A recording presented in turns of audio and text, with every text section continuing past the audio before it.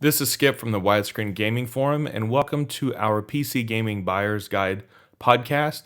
Every week or two, we take a look at all the new games that have been added to the WSGF database to let you know how they work in widescreen, ultra-wide, multi-mon, and 4K. This is episode 21, covering the third and fourth weeks of October 2016. First up, we have Darkest Dungeon. It's a stylized 2D dungeon crawler from Red Hook Studios that focuses on the depression and anxiety of adventuring in a dungeon. It was released in January 2016 to great acclaim. It gets gold for widescreen and 4K, but silver for ultra-wide and multi-monitor. The game is anamorphic and fixed to a 16:9 aspect ratio. The game has very positive reviews on both GOG and Steam. The full retail price is $25, but it's often on sale for $10 or $15. I've played it a bit and really enjoyed it. There's a lot of depth to it, but unlike other RPGs, there's not a single story arc running through everything. This makes it great for short play sessions and for playing sporadically. The title comes highly recommended even with the limited aspect ratio. I just play it in windowed mode in 1080p on my 34-inch 21:9 panel. Next up, we're going to do a 2-for-1. We are looking at both Bioshock Remastered and Bioshock 2 Remastered.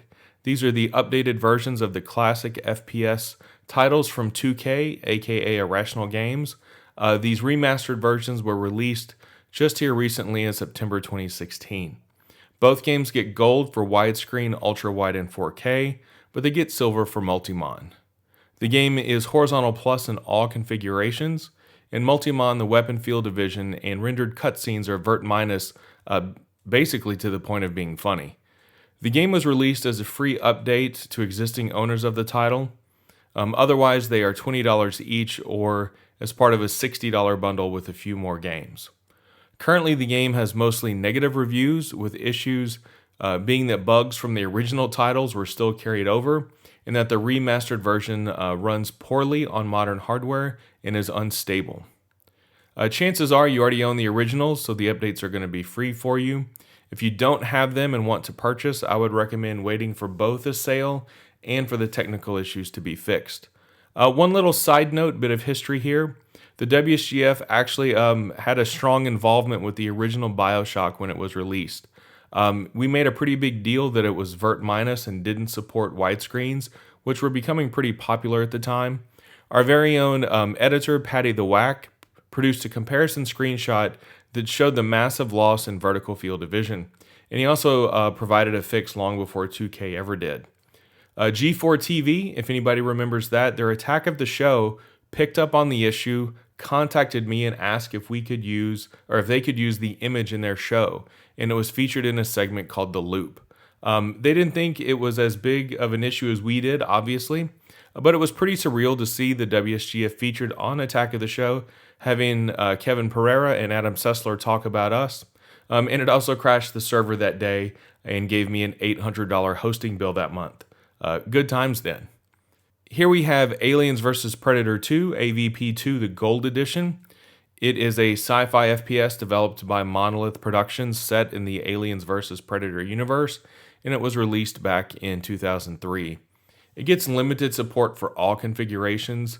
The game can be forced into horizontal plus support, but it requires a custom fix which is available for download on the WSGF.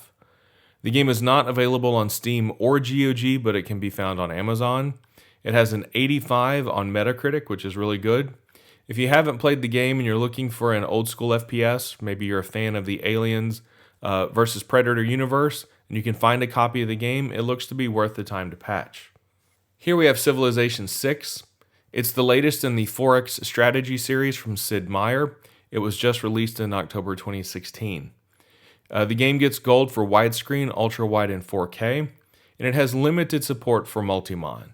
Civ 6 natively supports all resolutions and has horizontal plus support through 21:9. For some reason, the game switches to vert minus for multi-mon.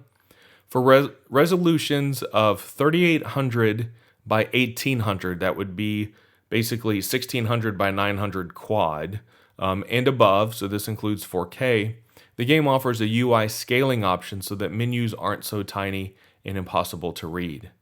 The game has mostly positive reviews on Steam and runs $60. The game is newly released and is only being offered at full price, but it may go on sale during the holidays.